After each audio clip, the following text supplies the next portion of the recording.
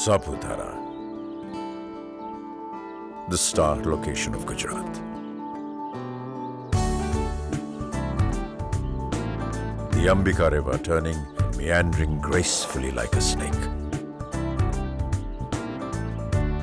The jungle trails, the deer and the birds. Was it for the love of these forests that Lord Ram chose to spend 14 years of his exile here? These tribal people are the real masters of this land, with their famous Varli painting, their distinct music and their cuisine.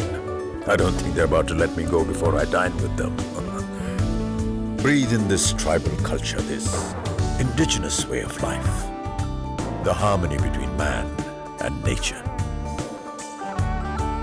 Breathe in a bit of Gujarat.